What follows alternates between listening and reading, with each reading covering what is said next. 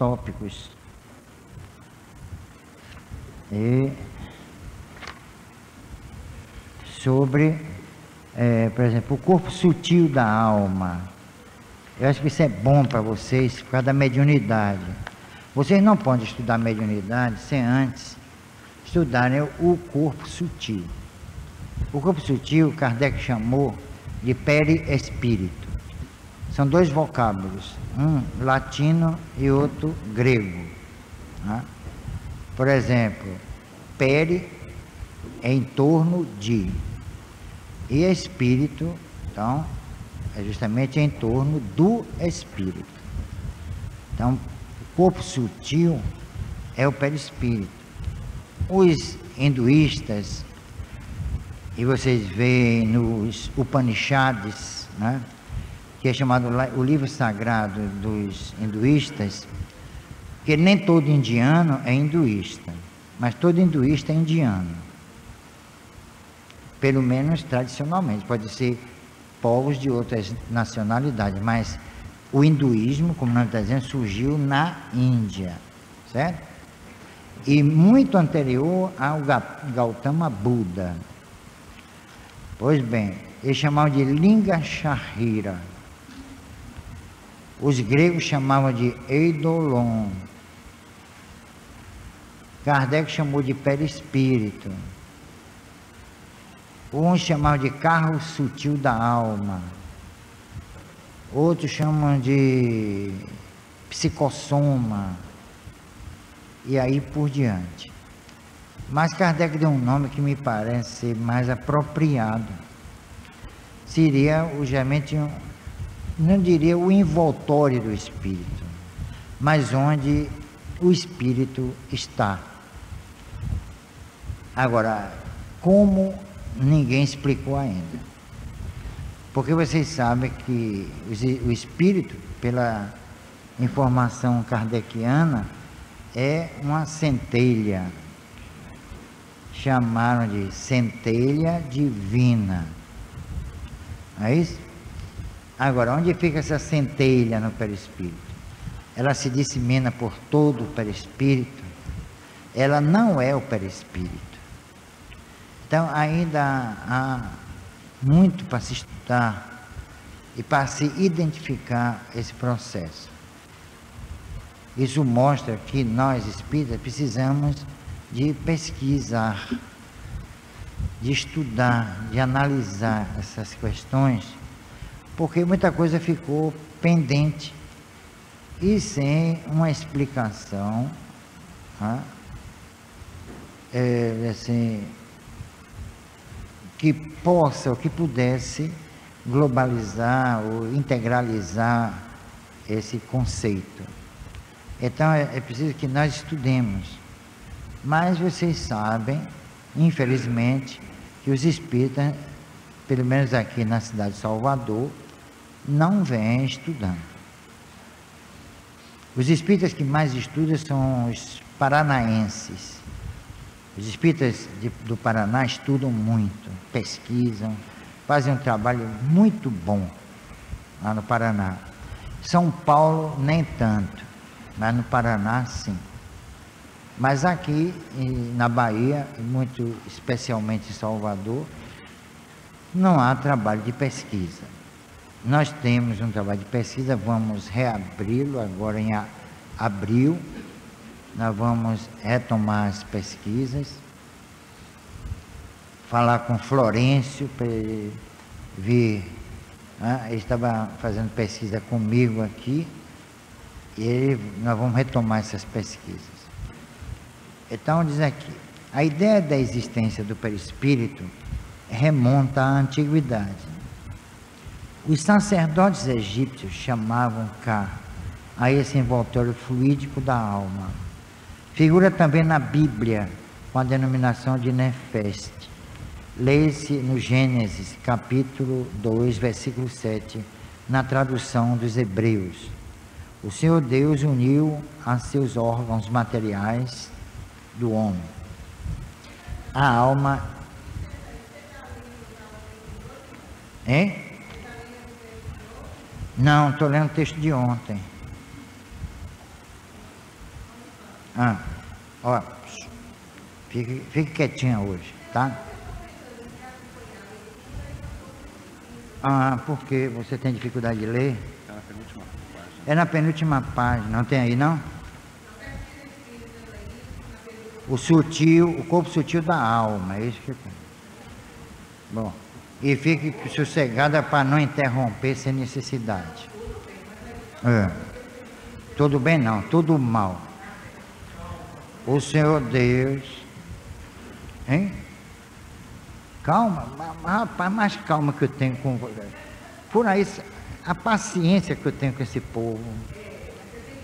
Porque, olha, o maior mérito meu aqui é ser paciente intelectualmente. O Senhor Deus uniu a seus órgãos materiais do homem a alma inteligente, ou eu, Nikema, inspirando o sopro da vida, Ruach, que a segue em todas as vidas. E o traço de união da alma e do corpo grosseiro foi um sopro vital, Nefesp. Então vocês veem, pela tradução dos hebreus, a Bíblia hebraica, não é essa que anda por aí, desses protestantes. Lá está o que? O perispírito. Fazem a distinção entre alma e perispírito. Isso mostra que os hebreus conheciam o perispírito. Agora, quando verteram para o português, foi o que aconteceu? Suprimiram isso.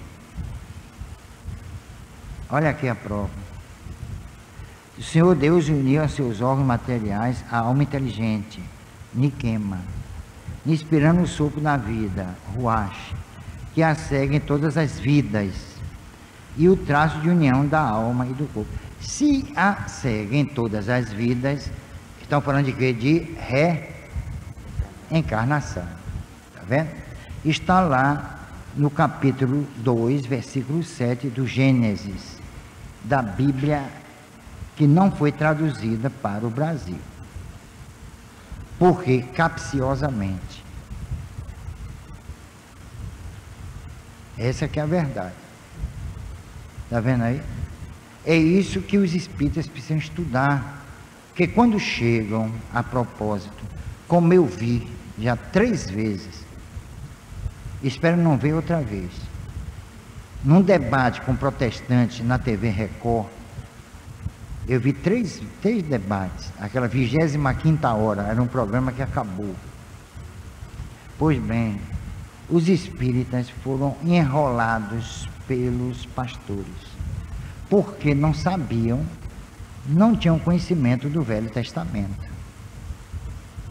Então nós precisamos estudar tudo, agora com o olho crítico, porque há muita coisa no Velho Testamento, como há muita coisa no Novo Testamento, que é impróprio dizer Novo Testamento, porque testamento é uma espécie de pacto, e Jesus não fez pacto com ninguém, é errado chamar Novo Testamento, como também Velho Testamento, que Deus não ia fazer nenhum pacto com o homem, ele não ia sair de seus cuidados fazer pacto com ignorantes.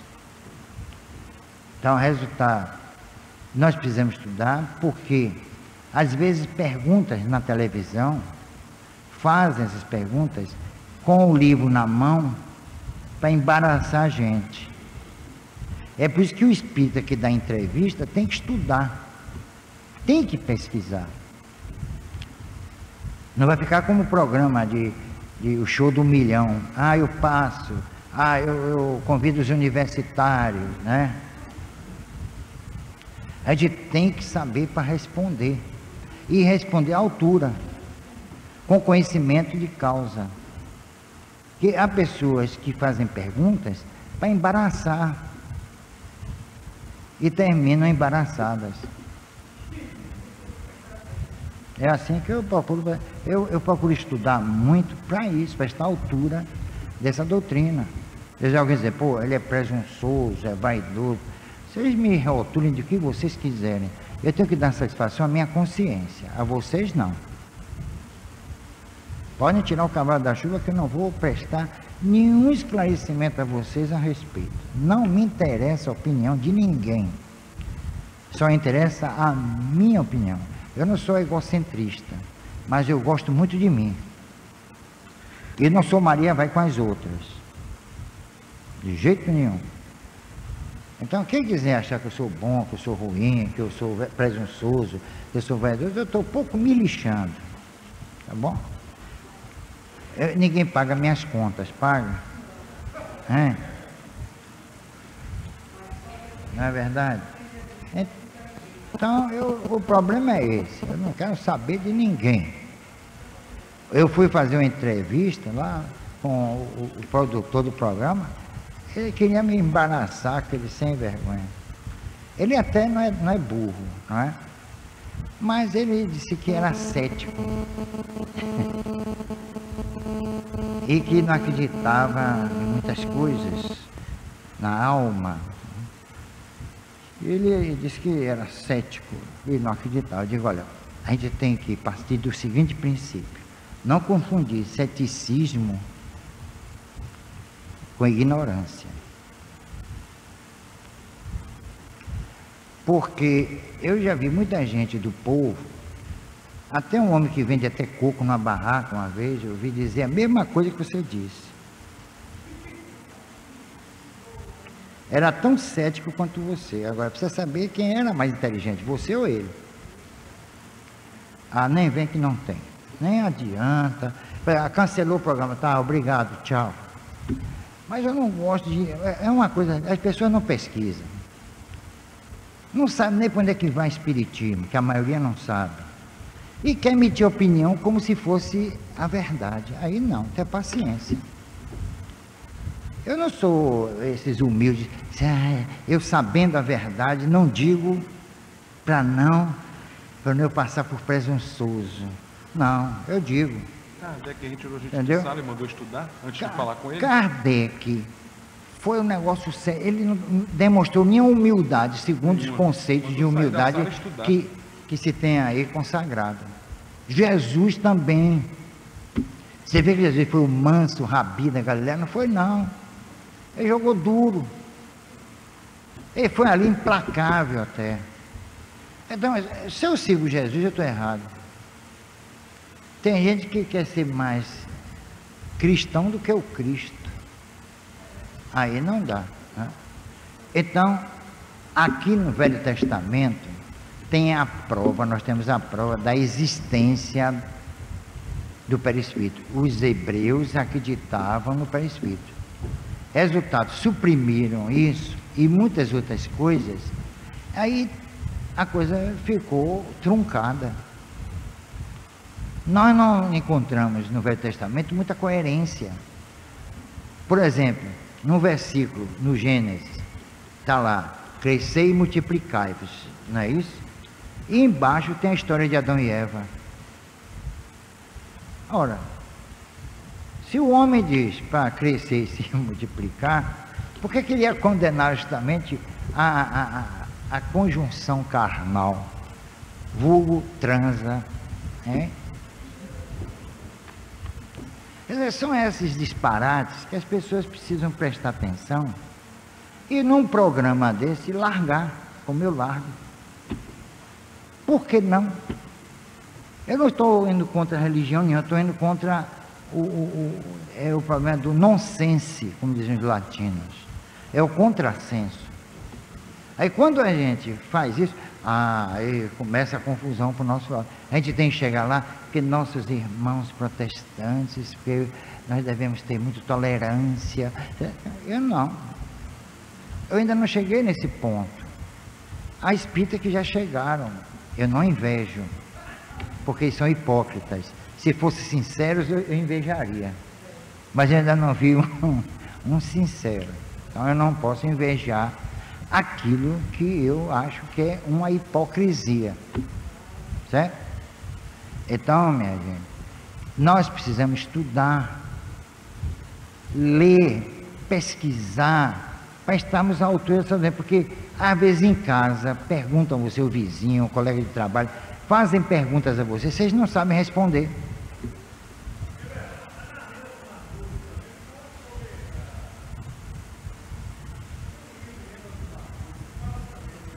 Fala o quê? Ainda do Mar Morto, dos evangelhos da Ah, fala, sim, claro que fala. Mas acontece que as pessoas não estão, por exemplo, os evangelhos apócrifos. Vocês já estudaram algum deles? Precisa estudar, principalmente o de Tomé. Apócrifo quer dizer falso. Agora, quem rotulou foi a igreja. Então, a gente não pode acreditar nesse conceito. Esse conceito é falso. Você só encontra na internet, viu? Em inglês, viu? Porque... Nós não podemos admitir que esses evangelhos sejam... Porque os 4 evangelhos canônicos, a propósito, Mateus, Lucas, Marcos e João, os 3 sinóticos, né? Que é de Mateus, Lucas e Marcos, de João não. Aí, resultado, são contraditórios entre si. Cada um diz uma coisa. Por isso, assim, Evangelho segundo João. Evangelho segundo... E tem uma coisa. Segundo Flávio Joséfos, no século I de nossa era, um historiador fantástico, ele diz o seguinte, que ele acreditava que esses 4 evangelhos não foram escritos pelos evangelistas. Aliás, Lucas não foi nem evangelista. Não foram escritos por esses homens. Que o primeiro surgiu há 80 anos depois da morte de Jesus. Olha, se vocês me perguntaram por que eu comia 10 dias, eu não sei. Saber detalhes até, coisas, né? É muita fantasia ali, minha gente. Há muita coisa ali que Jesus não falou. Porque às vezes também é contraditório. Chega para o ladrão e diz, o bom ladrão. Lá tinha bom ladrão, aqui não tem bom ladrão. Ladrão é aquele assim, por favor, por caridade, minha irmã, passe a bolsa aí daqui, senão eu dou um tiro. Esse é o bom ladrão. Então, o bom ladrão, Jesus dizendo, ainda hoje entrarás no reino de Deus. Quer dizer, incentiva a ladroeira. O pessoal em Brasília deve ter isso escrito lá na parede. Não? Devia botar assim do Senado, assim, grande, letras garrafais. Mas Rui Barbosa, eu já disse isso aqui antes, mas vale a pena ouvir de novo. Rui, o nosso grande Rui, que disse que o homem o brasileiro ia ter vergonha de ser honesto. E já está começando, já começou há muito tempo. Ele investigando a peça acusatória de Jesus, ele descobriu uma coisa interessante. Ele disse que a igreja não gosta dele, não suporta ele. Vocês já viram alguma vez a igreja prestar homenagem a Rui Barbosa? Ele descobriu que os 2 ladrões não eram bons coisa nenhuma, eram latrocidas. Eram indivíduos que matavam para roubar. Agora Jesus, diante de um assassino e ladrão, dizer, hoje você estará no reino de Deus. Então que Jesus é esse? Quando ele disse a cada um segundo as suas obras. Não é? Então, esses evangelhos que são apócrifos, que são falsos. A gente não sabe realmente o que Jesus disse, porque houve muita interferência. No livro Leon Denis, Cristianismo e Espiritismo, já leram? Deviam estudar esse livro de Leon Denis. Tem lá os evangelhos eram remexidos da noite para o dia. Mexidos e remexidos. Então, a gente não pode acreditar nesses evangelhos. É muito difícil. A oração chamada dominical, Pai Nosso, puseram ali dentro, não é de Jesus.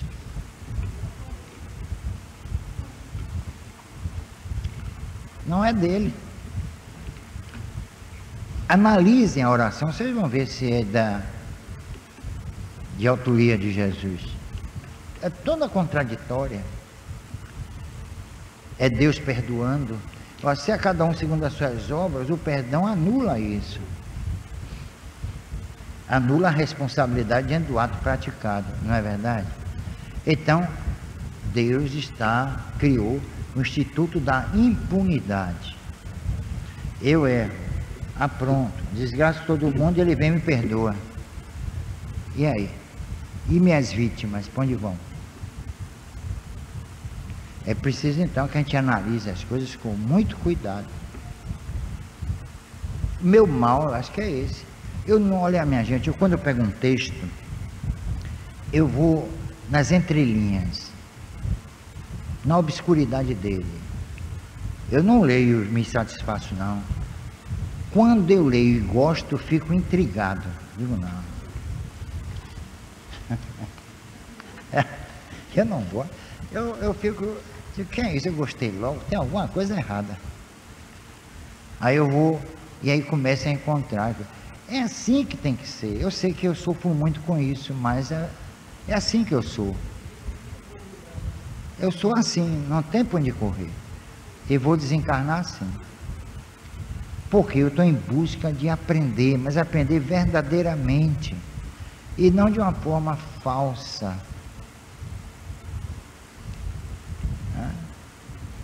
Um aprendizado que amanhã eu tenho que refazer, não quero.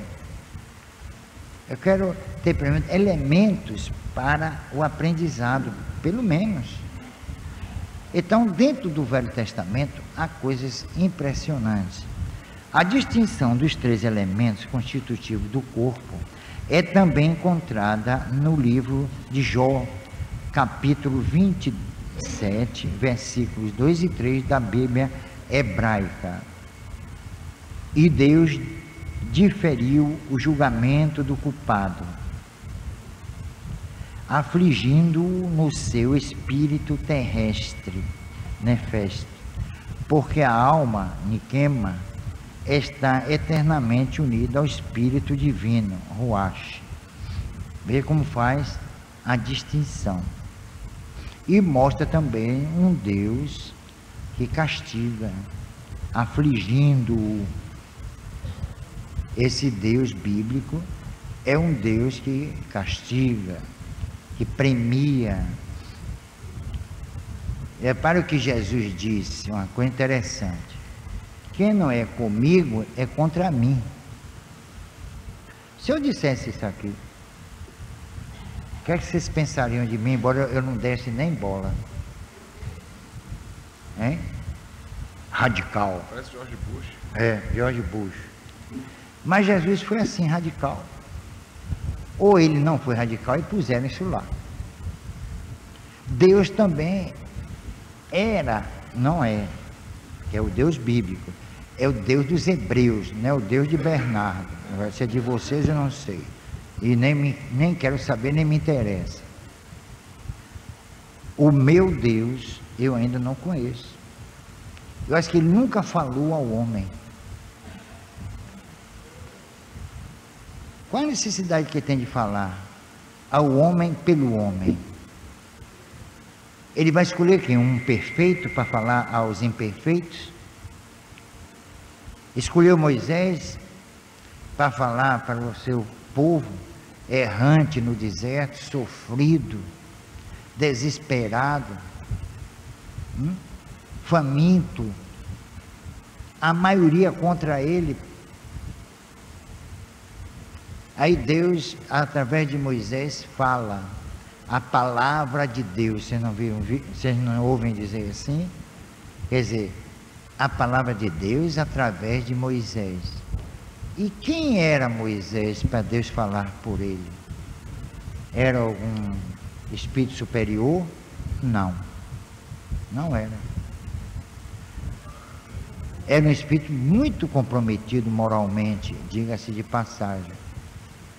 Então, por que Deus iria falar àquele povo? Por que ele não falou à humanidade?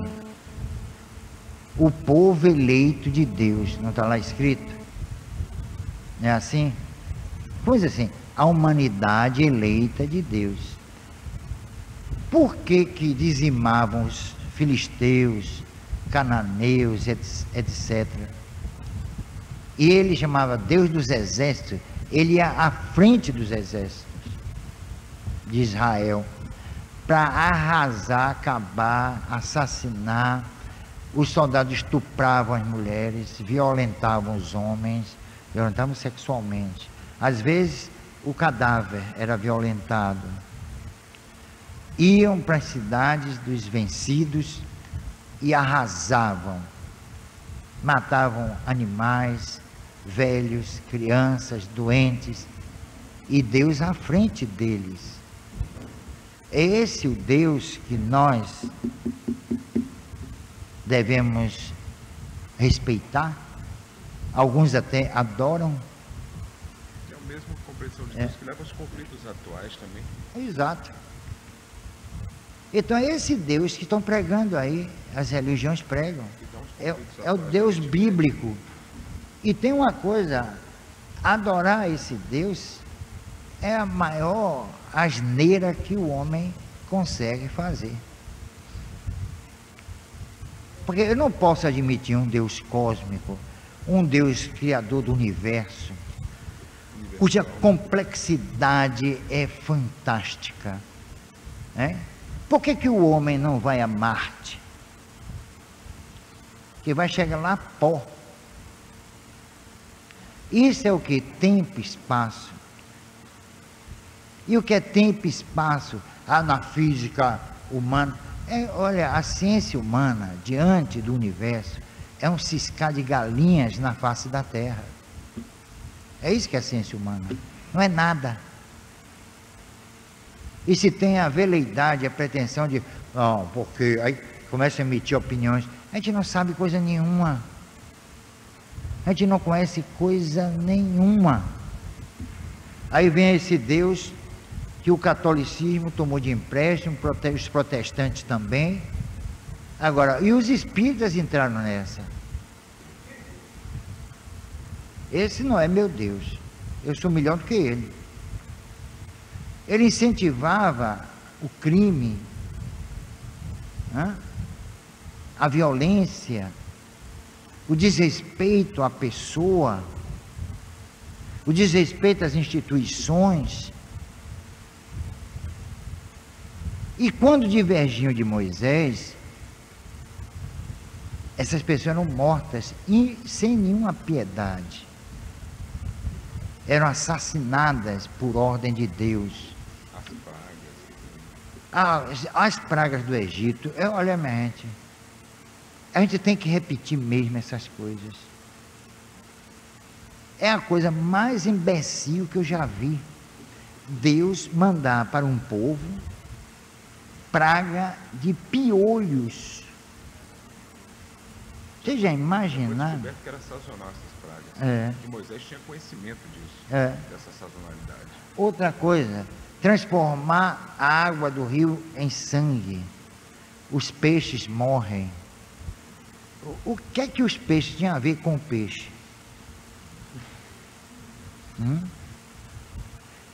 Pragas idiotas. Quer dizer, esse é o Deus que, olha, minha gente, é o Deus desmoralizado da Bíblia. É um livro sagrado. Olha, quem achar aquele livro sagrado é tão idiota quanto Moisés. Porque só tem porcaria ali dentro. Olha, Jó, por exemplo. Ele se refugia numa caverna com 2 filhas, fugido de Sodoma. Você sabe o que é sodomizar? Sabe? É violência sexual. Eles saíram de lá, os 3, entupiram o pobre do Jó, as filhas, 2 filhas, de vinho e mantiveram relações com ele. E elas deram à luz a vários filhos do pai. Quer dizer, isso tudo isso é erotismo da pior qualidade. Isso é perversão sexual e está lá dentro. Será que ninguém vê isso? Só eu que vejo? Os cânticos de Salomão são cantos eróticos. Por isso que eu perguntei a um pastor, vem cá, por que vocês não põem música nos cânticos de Salomão? Por quê? Ia ser um negócio de doido. Então, a gente tem que analisar a coisa como ela é. E aí é que está o meu problema. Por que eu sou rejeitado no próprio movimento espírita? Porque eu não posso admitir essa fantasia que está aí fora. O povo está sendo enganado. Se tem um programa espírita, ninguém fala em espiritismo. Já é ultrapassado, já é defasado, não tem nenhuma importância. Hoje em dia não, é o autoconhecimento, as pessoas têm que se valorizar, e a opção de bobagem. Por isso que eu disse na Rádio Metrópole, eu queria ver passeata pela paz na Caatinga. Já inventaram o sincretismo e o espiritismo já. E tem uma coisa, o catolicismo invadindo. De um lado, é uma bagunça, é um saco de gato. Olha, é um saco de gato com um cachorro pinche miniatura dentro, que é o cachorro mais debilóide que eu conheço. Ele quer morder o rabo e nunca teve rabo.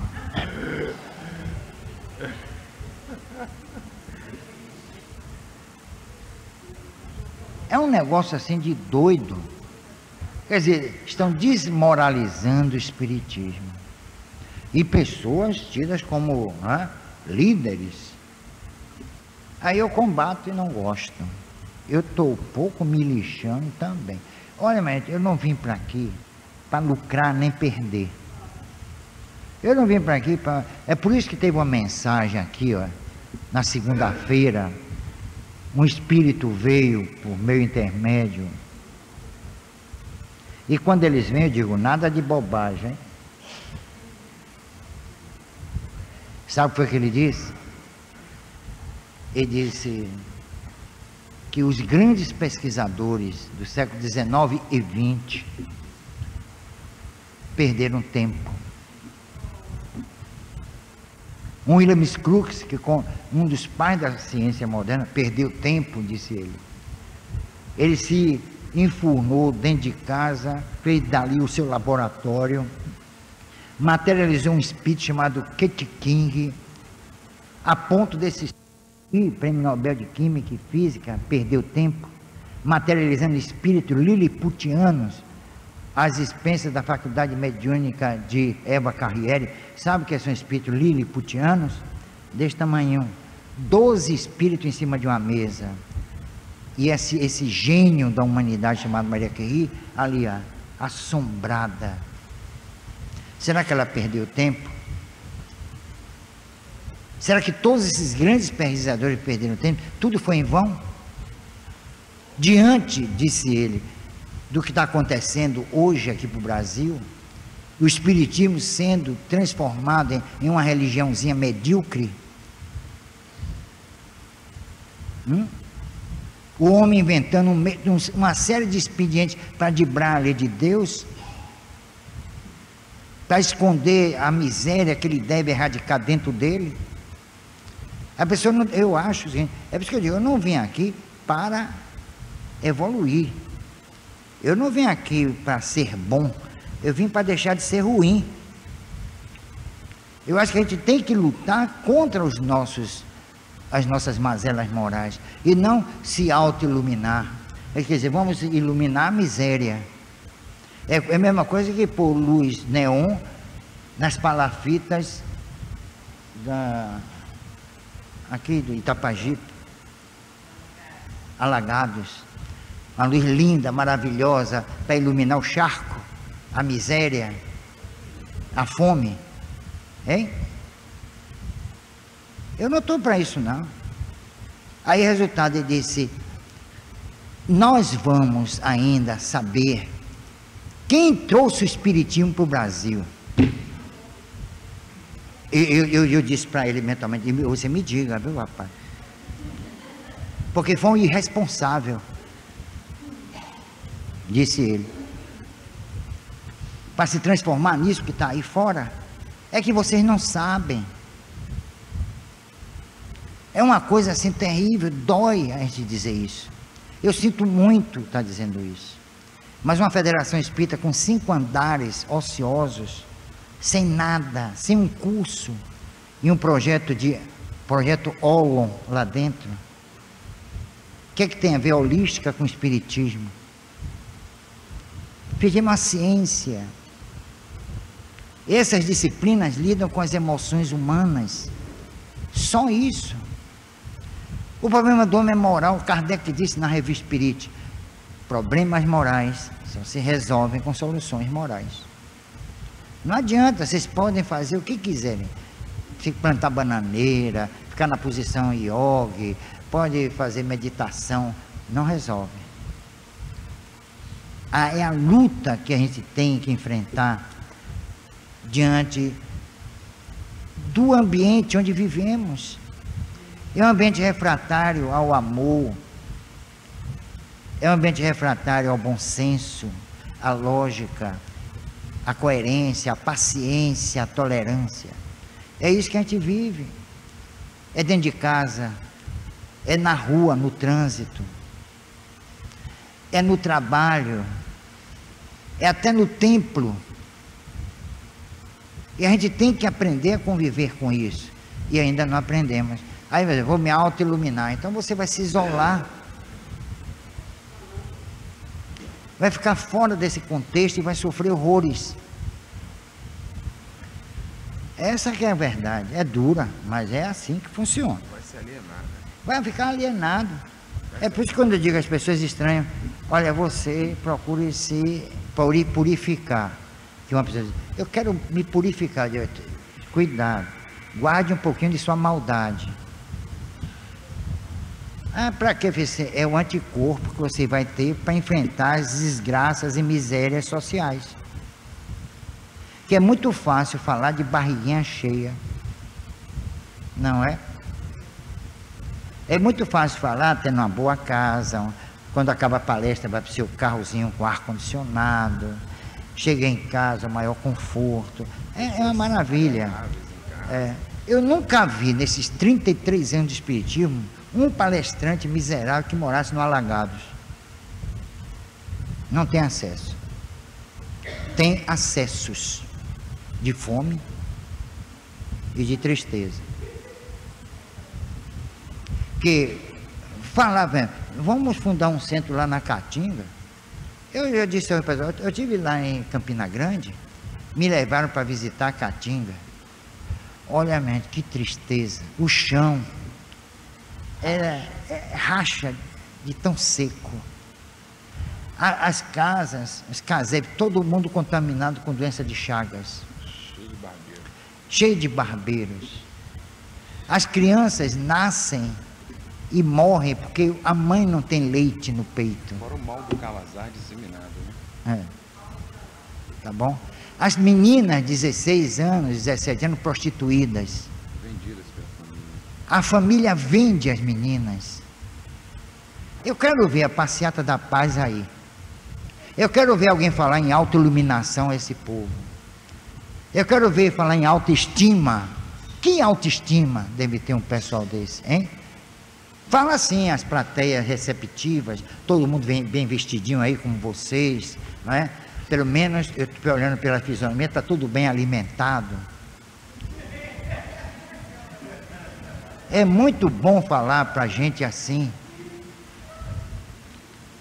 Agora, eu já falei para pessoas famintas. Aí eu olhei assim para o auditório e digo, meu Deus, o que é que eu vou falar aqui? Hein? Não tinha nem pão nem vinho. Você não conseguiu multiplicar, Bernardo? Eu não consegui multiplicar os peixes. Você não tinha nenhum para começar. Aliás, não tinha nem peixe para multiplicar. Eu acho que se eu desse comida àquela gente, morria. Porque estavam com fome há tanto tempo que qualquer coisa tem que ser devagar. Homeopaticamente, um pedacinho de peixe aqui, um pedacinho de farofa aqui, um pouquinho de arroz ali. Porque se comer de vez, morre. Força o coração. Força tudo. Os estômagos devem estar atrofiados de não ver comida. Tem gente que faz cirurgia para diminuir o estômago, para não comer muito. Eles não precisam nem fazer cirurgia. Eu já falei para uma plateia assim. Eu li e disse assim: meu Deus, o que é que eu vou falar para esse povo? Vou falar de quê? Da fome, da miséria, do espírito. Vou falar de amor. Vou falar de solidariedade. Sinceramente, foi uma dificuldade. Eu falei, eu ia falando, mas eu pisando em ovos. Aliás, se houvesse ovos para pisar, eu dava para o povo. Eu quero ver os espíritas num lugar desse. Agora, é muito bonito ficar lá, né, em suas mansões, em seus castelos dourados, em seu apartamento bem montado, dando curso e cobrando 700, 800 reais por cabeça. Aí é interessante, não é? Então, o que é? A quem nós devemos pegar o espiritismo? E como devemos pregar? Porque Kardec queria remunerar pessoas para divulgar o espiritismo, mas era em primeiro mundo, era na França, minha gente. Ele nasceu em Paris, numa sociedade sofisticada, elitista. Foi criado na Suíça. Ele foi criado na Suíça com Pestalozzi, a última palavra em sistema educacional. O Kardec podia ter sido milionário se quisesse. Podia.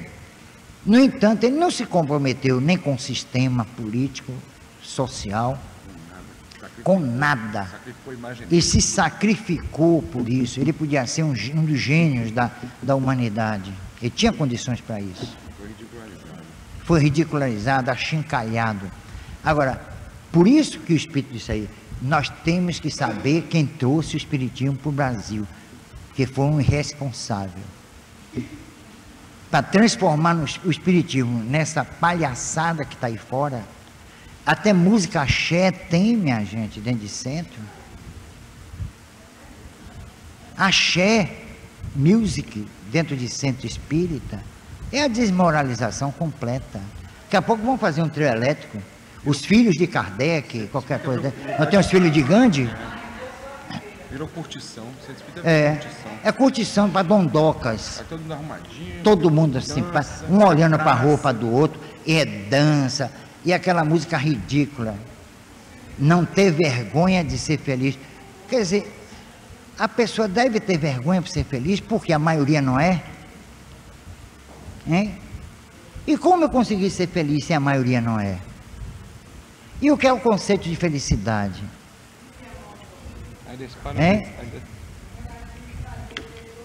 Exatamente. Você quer ver uma coisa? Sai fechando todo mundo. E tem uma coisa, lá onde eu fui, você sabe qual era a felicidade? Se esse povo encontrasse leite para os seus filhos, comida, uma vida digna, mas era uma vida uma vida abjeta. Jogaram, milhões de brasileiros estão jogados na indignidade, na vergonha. São 50 milhões abaixo da linha de pobreza. Quem que vai pregar espiritismo para esse povo? Para dizer o quê? Ah, você está pregando isso, você está todo bonitinho, bem vestido, bem alimentado. É assim? Eu acho que é por aí. Então o espírita devia investir na sociedade. Olha, já existe a bancada da Igreja Universal no Congresso, já existe a bancada católica no Congresso. O espiritismo não tem um representante, e podia eleger pelo menos um vereador, e não elegem. Não há unidade entre nós, não há solidariedade, só há fofoca e intriga. Vocês estão chegando agora, vocês estão admirados comigo, né? Aí eu vim aqui para ouvir falar de amor, tolerância. Aí esse óculos até... óculos de barão, não é de nordestino, não. Viu? O espiritismo é amor, é tolerância. Não é não, minha gente. Quem pode tolerar a fome? Me diga aí. Hein? Agora ainda saem uns débeis mentais dizendo, bem-aventurados que têm fome. Ó, isso daí é cinismo. Bem-aventurados que têm fome. Eu mesmo estou bem-aventurado agora, você também, porque eu ainda não jantei. Eu estou aqui bem-aventurado. Eu apenas, para não ficar muito bem-aventurado, a gente merendou, não foi? Foi. Então, minha gente, as coisas não são como vocês pensam. Quem não gostar do meu discurso, não vem aqui, tá bom? E quem gostar, muito bem. Eu estou pouco me lixando também, tá bom? Eu não estou aí, nem estou chegando. Eu estou vendendo meu peixe.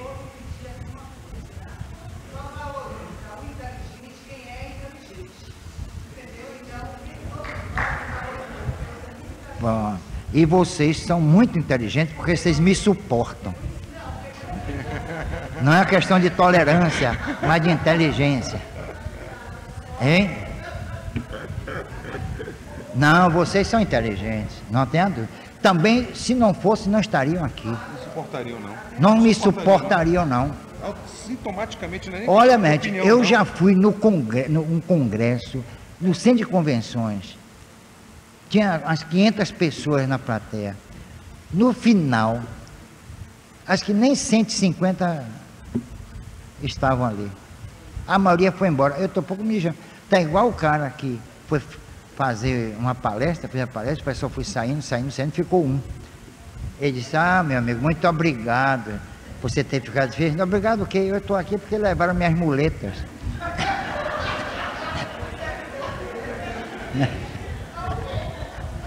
Tá vendo? Eu fico constrangido, nada disso. Olha, o problema não é a quantidade, é a qualidade. Não é isso? Eu acho que é assim. Quem não trabalha no campo da ideia não suporta ouvir ideia. Não suporta não, o pessoal gosta, sabe, de coisas feitas, pré-fabricadas, que satisfaçam os sentidos. Estereótipos. As coisas estereotipadas. É isso que satisfaz a pessoa. Mas aqui é diferente. Aqui tem gente que só vem uma vez e sai pintando horrores aí. Me chamam até de obsidiado. Isso mostra, pelo menos, que tem espíritos que me escutam. E gostam tanto de mim que andam comigo, né? Hein?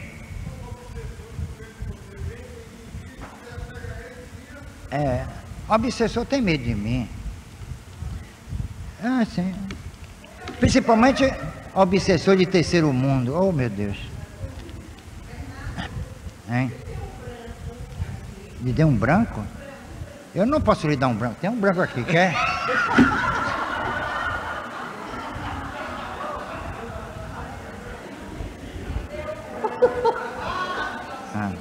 Ele é branco, não é não? Olha aí, olha. Que vermelho agora. Vai. De Chico Xavier. Porque ele não sai do pé de Chico Xavier. Segundo Emmanuel, conforme Emmanuel. É um obsessor terrível aquele. Não foi à toa que ele foi padre, né?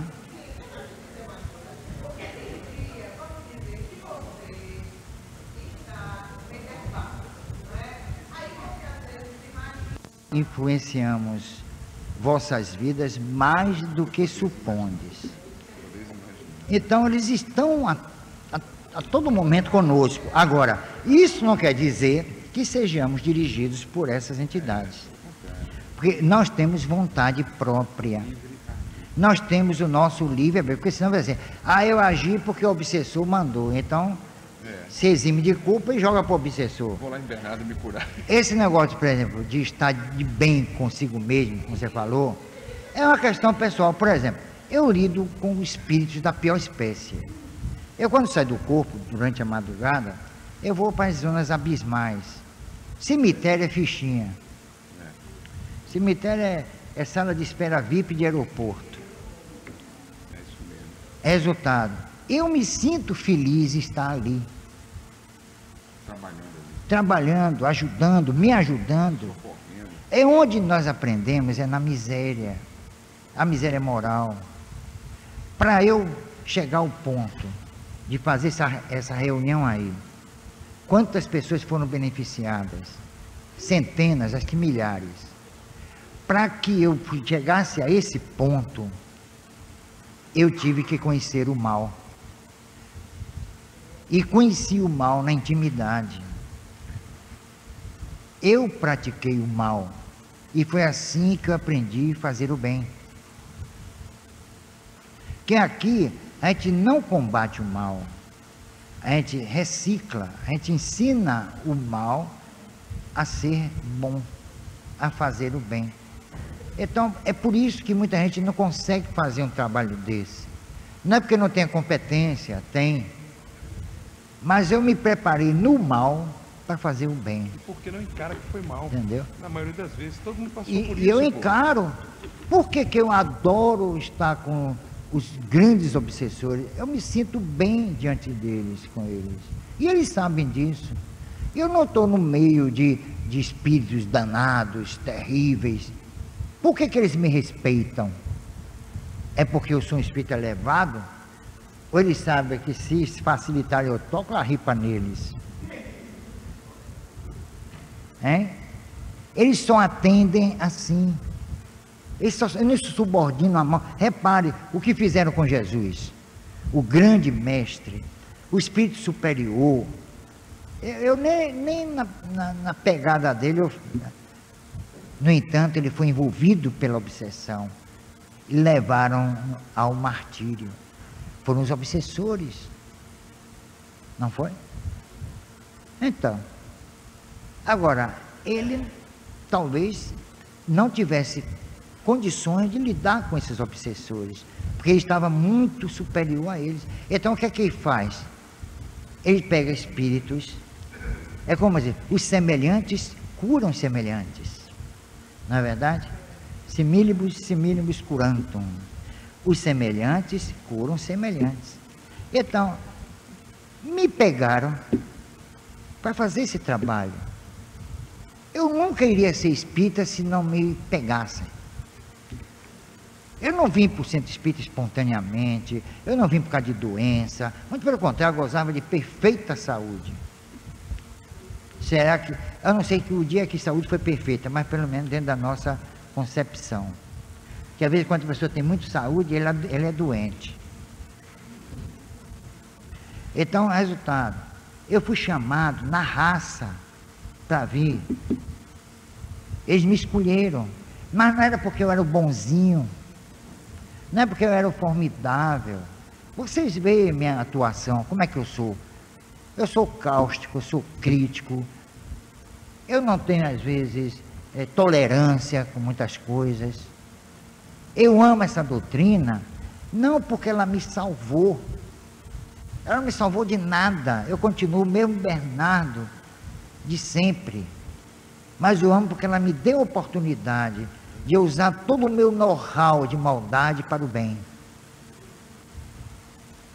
porque eu sou expert em maldade.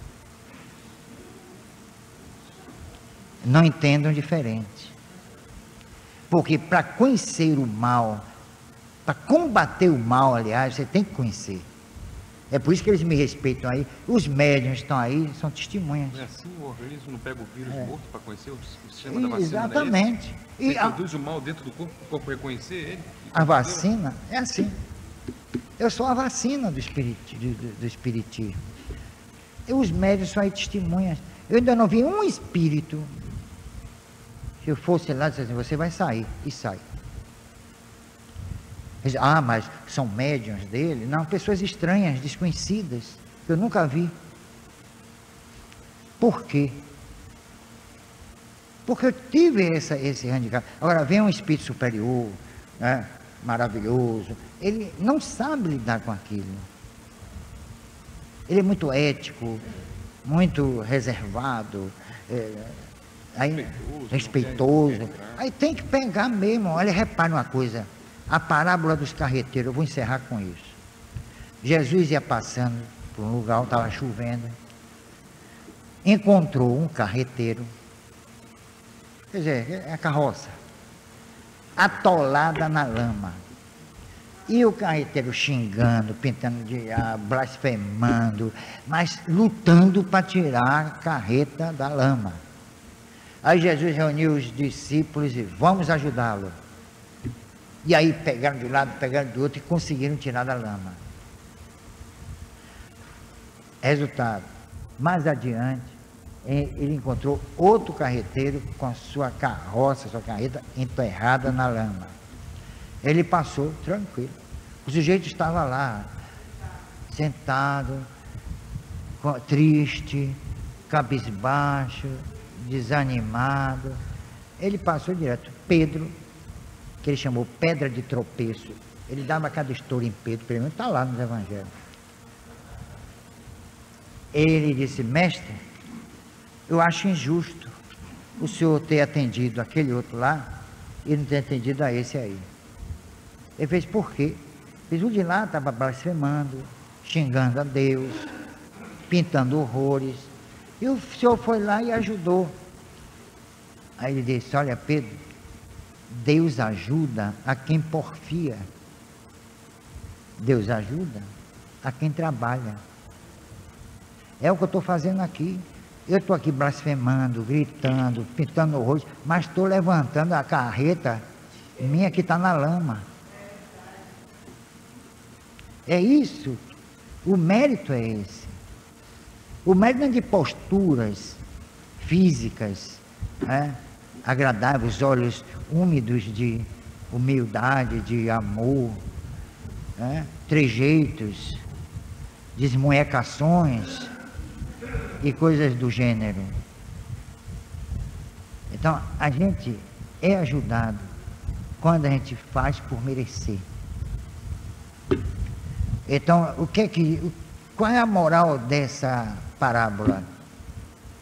É a luta que nós temos que enfrentar contra as nossas mazelas.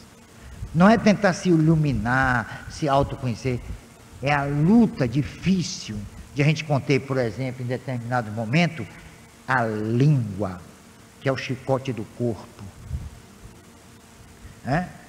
Quantas vezes a gente tem aquela vontade de fazer uma fofoca, que a gente não pensa que é fofoca.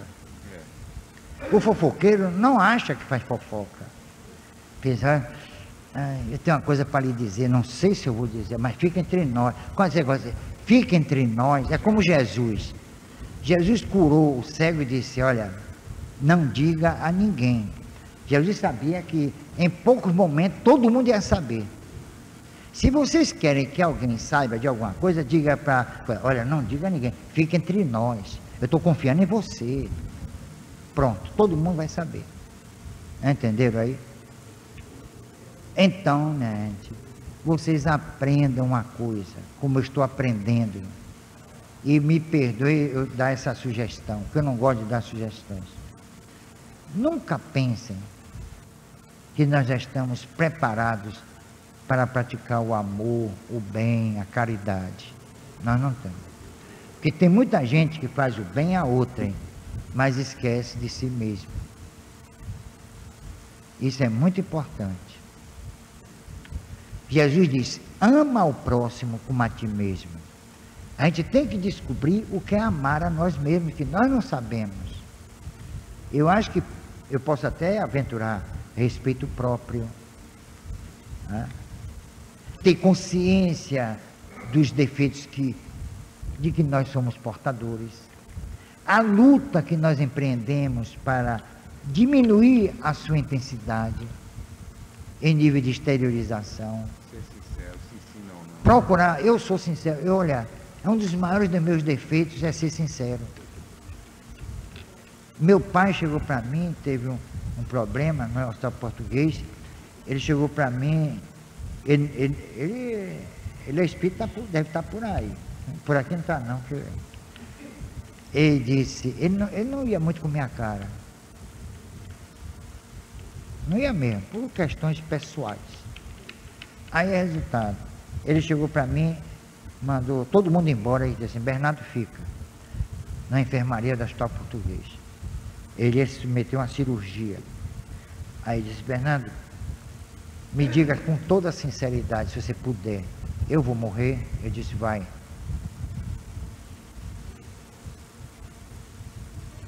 Porque os espíritos já tinham me avisado. Eu ia dizer, não, meu pai, tá, você vai viver muito tempo, desde bobagem, tira isso. Ele disse, vai. Ele se preparou para isso. Eu o preparei para isso. Com uma só palavra, vai.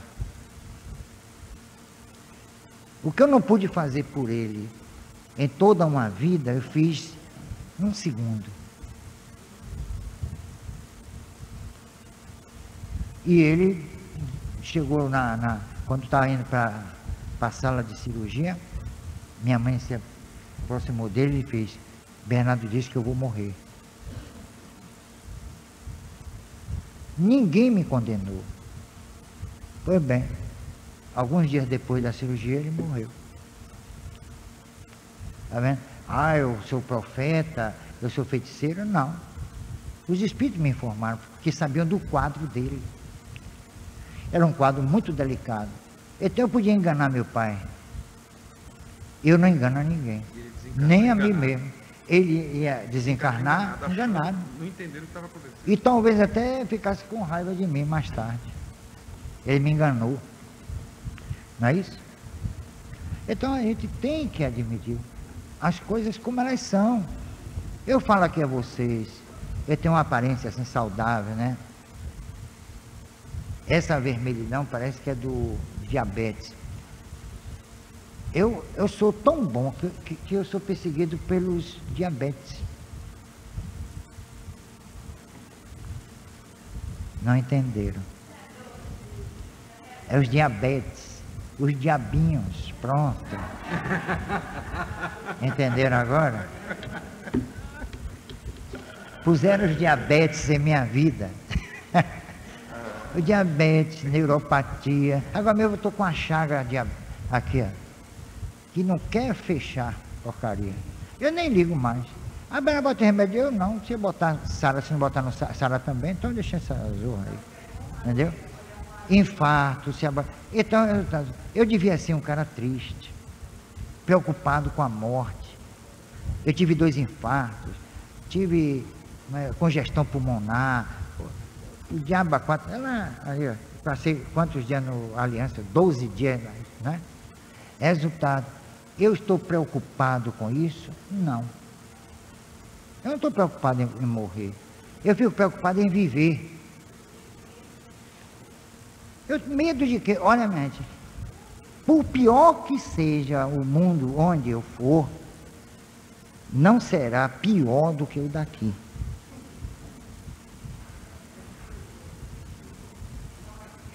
Porque o que é que tem aqui? Miséria, fome, injustiça, intolerância, desrespeito, violência.